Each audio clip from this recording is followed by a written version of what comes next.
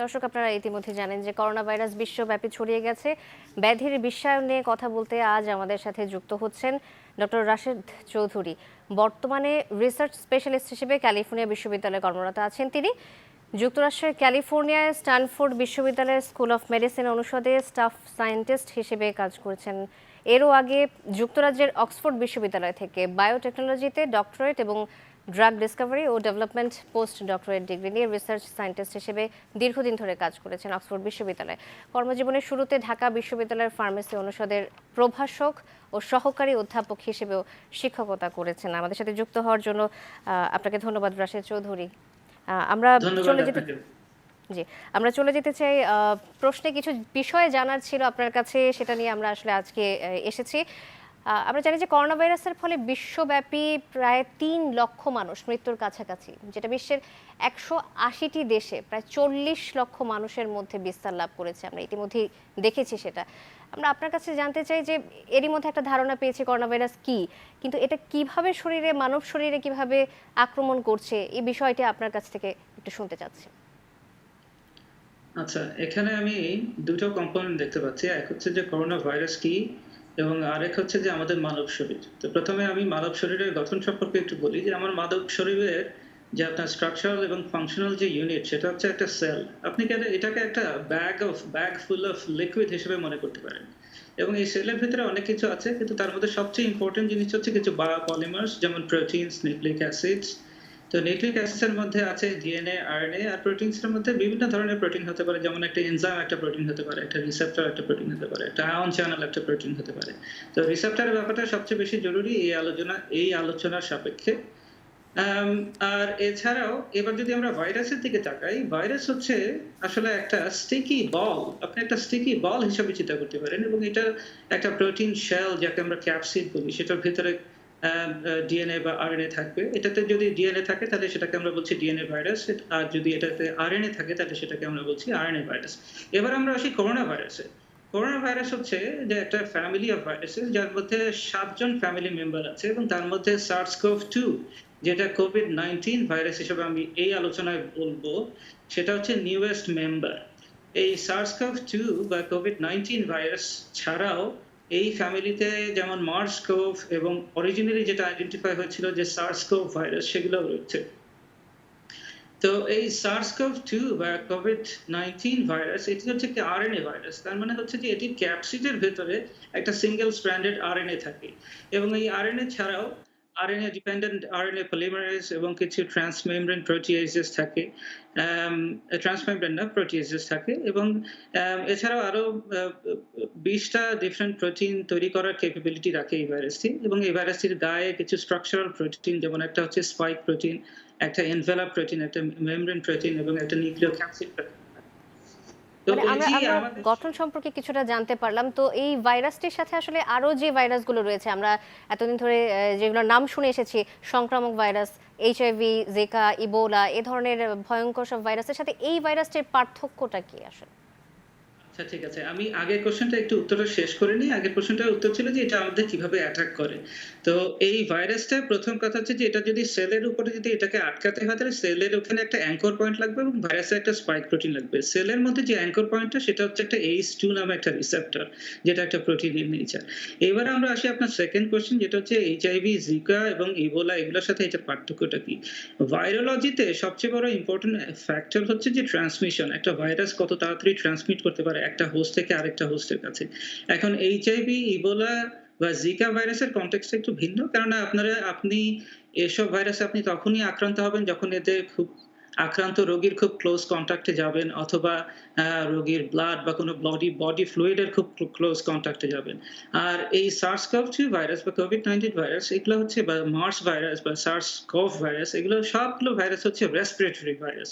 তো এইগুলা এই কারণেই সবচেয়ে বেশি মারাত্মক, যে এদের সংক্রমণ বা ট্রান্সমিশনটা খুব দ্রুত হয়। যে আপনার একটা কফ থেকে, একটা কফ ড্রপলেট থেকে, একটা অ্যারোসল থেকে যেকোনো কেউ আক্রান্ত হতে পারে। এত কাছে যাওয়ার দরকার নেই। ইবোলার ক্ষেত্রে যেরকম আপনাকে খুব কাছে যেতে হবে, বা ব্লাড বা বডি ফ্লুইড থেকে আপনি আক্রান্ত হতে পারেন, সেটা দরকার নেই। রেসপিরেটরি ভাইরাস আপনি 6 ফিটের মধ্যে থাকলেই আপনি আক্রান্ত হতে পারেন। মানে তো মূলত এটা সংক্রমণটা বেশি হওয়ার কারণ হচ্ছে কি যে ট্রান্সমিশনটা বেশি হচ্ছে যে কারণে এই ট্রান্সমিশনটা ভাইরাসটি। বেশি হচ্ছে। জি। রাইট, আচ্ছা রাইট। এবার যদি আমরা আরেকটু মলিকুলার ডিটেইলে যাই, শুধু এখানেই শেষ না। আসলে আপনি যদি স্ট্যাটিস্টিক্স যদি দেখেন তাহলে সার্স, মার্স এবং কোভিড ভাইরাসের মধ্যে সবচেয়ে বেশি সংক্রমণের হার হচ্ছে এই কোভিড-19, যার কারণে একে নিয়ে এত বেশি কথাবার্তা হচ্ছে। এবং এটা মলিকুলার লেভেলে যদি আমরা সংক্রমণটা দেখি তাহলে হচ্ছে যে সার্স ভাইরাস বা কোভিড ভাইরাস এটা H2 রিসেপ্টরকে টার্গেট করে এবং তাদের সাথে যে H2 রিসেপ্টরের সাথে স্পাইক প্রোটিনের যে ইন্টারেকশন সেটার যে বাইন্ডিং এফিনিটির একটু ভিন্নতা আছে।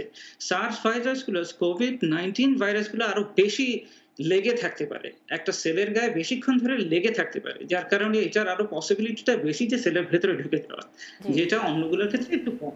জি, আপনি এই মুহূর্তে যুক্তরাষ্ট্রে রয়েছেন। তো বাংলাদেশেও আসলে এই ভাইরাসের বাইরে না, ইতিমধ্যেই বেশ ছড়িয়ে গেছে। আজকে মৃতের সংখ্যা এসে দাঁড়িয়েছে ২২৮ জনে। আপনি যদি আপনাদের গবেষণা সেন্টার থেকে বলতেন যে বাংলাদেশের পরিবেশগত বিষয়গুলো থেকে বাংলাদেশ কিভাবে নিজেদেরকে মুক্ত রাখতে পারে এই সংক্রামক ব্যাধি থেকে? আচ্ছা, অলরেডি আমরা এই ভাইরাসের সম্পর্কে যথেষ্ট তথ্য বিভিন্ন নিউজে বা মিডিয়াতে এসছে। মানুষজন আমার মনে হয় যথেষ্ট সচেতন হয়েছে। অ্যা বাংলাদেশি মানুষ এখন জানে যে এই ভাইরাসে আক্রান্ত রোগীদের সিম্পটম বা সাইনস অ্যান্ড সিম্পটমস গুলো কি এবং এটা হলে কিভাবে কি করতে হবে, হসপিটালে যেতে হবে এবং কিভাবে ট্রিটমেন্টের জন্য কি অ্যাপ্রোচটা কি হবে। এখন এই ভাইরাসের ক্ষেত্রে এটা যেহেতু একটা রেসপিরেটরি ভাইরাস এবং এটার সাথে ফ্লু ভাইরাস বা ইনফ্লুয়েঞ্জা ভাইরাসের সাথে যথেষ্ট সাদৃশ্য আছে। এখন ফ্লু ভাইরাসের ব্যাপারটা আমরা বিদেশে যারা থাকে তারাই সবচেয়ে বেশি জানি। বিদেশে একটা ফ্লু সিজন থাকে। একটা বছরে একটা সিজন আসে, একটা শীত প্রধান দেশগুলোতে একটা সিজন থাকে, এই সময় সবসময় ফ্লু আসে।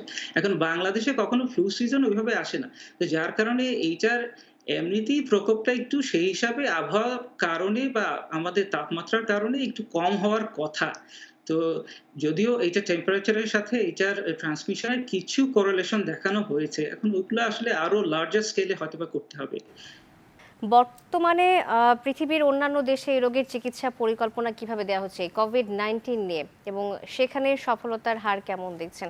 আমরা কথা বলছিলাম করোনা নিয়ে, আবারও জানতে চাইব। আচ্ছা, এখন করোনা ভাইরাস বা কোভিড-19 যে রোগটা, এটা হচ্ছে একেবারেই নতুন এবং এটার জন্য যে ওষুধ ব্যবস্থাপনা, ট্রিটমেন্ট প্ল্যান সেগুলো সবই হচ্ছে এক্সপেরিমেন্টাল আসলে। এবং এটার জন্য আসলে মেক্সিমাম দেশে যে কাজটা করা হয় সেটা হচ্ছে যে রিপারপাসিং, মানে অন্য ক্ষেত্রে অন্য কোনো ওষুধের অন্য কোনো রোগের জন্য যেসব ওষুধ আগে আবিষ্কৃত হয়েছে সেসব ওষুধ এখানে রেশনালি সিলেক্ট করা হয় এবং ট্রিটমেন্টের জন্য ব্যবহার করা হচ্ছে। যেমন আপনি যদি আজকে যদি মেক্সিমাম ক্ষেত্রে এখন দেখা যায় যে পেশেন্টের সিভিয়ারিটি অনুযায়ী আসলে ট্রিটমেন্ট প্ল্যানটা শুরু হয়। যে আপনার যদি মাইল্ড টু মডারেট স্টেজে যদি পেশেন্ট থাকে তাহলে তাকে আইসোলেট করা হয় এবং তাকে বিভিন্ন অ্যান্টিভাইরাল ট্রিটমেন্ট যেমন এইচআইভি প্রোটিয়েজ ইনহিবিটরস গুলো যেমন লোপিনাভির, রিটনাভির এর কম্বিনেশন বা এখন বাজারে এসছে রেমডেসিভির, এইগুলো দেওয়া হয় এবং এটার মেইন কাজটা আপনার প্রথম কাজটা হচ্ছে যে আপনার ভাইরাস যখন একটা সেলের কাছে সেলের গায়ে যখন আটকাবে, প্রথম কথা হচ্ছে যে এটাকে যাতে সেলের গায়ে না আটকায় সেটার ব্যবস্থা করা। এটা আপনি কিভাবে করতে পারেন? এটা আপনি একটা অ্যান্টিবডি দিয়ে করতে পারেন। বাজারে কি সেই অ্যান্টিবডি আছে? না, এখনো নাই। এখনো এক্সপেরিমেন্টাল স্টেজে ক্লিনিক্যাল ট্রায়াল চলছে, বাট অদূর ভবিষ্যতেই চলে আসবে। সেকেন্ড স্টেজ হচ্ছে যে ভাইরাসটা যাতে সেলের ভিতরে না ঢুকে যায় সেই ব্যবস্থা করা। সেজন্য আপনি কি করবেন? একটা ভাইরাল প্রোটিয়েজ আছে, ট্রান্সমেমব্রেন প্রোটিয়েজ ইনহিবিটর যেগুলো যেমন নেফামোস্ট্যাট, কেমোস্ট্যাট সেগুলো আপনি ইউজ করবেন। থার্ড স্টেজ হচ্ছে ভাইরাসটা যখন সেলের ভেতরে যখন ঢুকে যাবে তখন এটা যাতে রেপ্লিকেট না করতে পারে সেটা আপনি কি করবেন যে আরএনএ ডিপেন্ডেন্ট আরএনএ পলিমারেজ যেসব ইনহিবিটর গুলো আছে যেমন রেমডেসিভির, এসব টাইপের ড্রাগ আপনি ইউজ করবেন যাতে ভাইরাস যাতে নিজের বংশবৃদ্ধি না করতে পারে। এরপরে হচ্ছে যে সিভিয়ারিটি লেভেল যদি আরো বাড়ে তাহলে আপনি অক্সিজেন সাপোর্টে আপনি রোগীকে রাখবেন। তার পরবর্তীতে আপনি মেকানিক্যাল ভেন্টিলেশনে রাখবেন। একটা পর্যায়ে যে দেখা যায় যে রোগীর ক্ষেত্রে আসলে ভাইরাল ইনফেকশনটা মুখ্য না।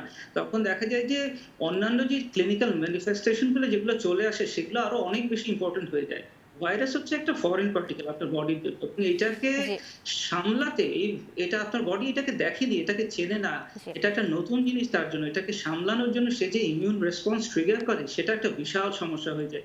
সাইটোকাইন স্টর্ম হয়ে যায়।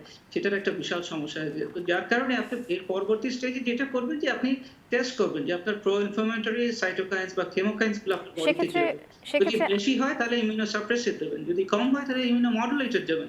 যেমন ইন্টারফেরন বিটা, বা যদি ইমিউনোসাপ্রেসিভ ড্রাগ গুলো আছে যেমন সেরিলুম্যাব, এক্টেম্পেরা ইত্যাদি ইত্যাদি।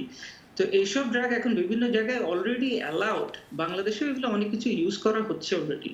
রেশনালি ইউজ করা হচ্ছে। জি, সবই আমি রেশনালি ইউজ করা এই প্রসঙ্গে আসলে আসতাম যে বাংলাদেশে এই চিকিৎসা পদ্ধতি অনুসরণ আমরা করতে পারি কিনা। কারণ যুক্তরাষ্ট্রে গিলিয়াড সায়েন্সের রেমডেসিভির নিয়ে বেশ আশাবাদী আমাদের হওয়া যায় কিনা আসলে। আমাদের কয়েকজন উৎপাদক প্রতিষ্ঠান ইতিমধ্যে এটা উৎপাদনের দাবি করেছে, আমরা জানতে পেরেছি। তো সংক্ষেপে যদি একটু জানতে চাইতাম আমরা এটা ব্যবহার করতে পারি কিনা। আচ্ছা, রেমডেসিভির আসলে অরিজিনালি এটা আপনার ডিসকভার করা হয়েছে ইবোলা এবং মারবার্গ ভাইরাল ডিজিজের জন্য। তো সেটাকে রিপারপাসিং করে এখন ইবোলা কোভিড-19 এর জন্য ইউজ করা হচ্ছে এবং এটার কাজ হচ্ছে যে আরএনএ ডিপেন্ডেন্ট আরএনএ পলিমারেজটাকে বন্ধ করে দেওয়া। যাতে করে ভাইরাসটার কোনো রেপ্লিকেশন না হয়। ভাইরাস সেলের ভিতরে যাতে না বাড়তে পারে। একটা ভাইরাস থেকে দুইটা ভাইরাস, দুইটা ভাইরাস থেকে চারটা ভাইরাস এভাবে যাতে জিওমেট্রিক প্রোগ্রেশনে যাতে না বাড়তে পারে।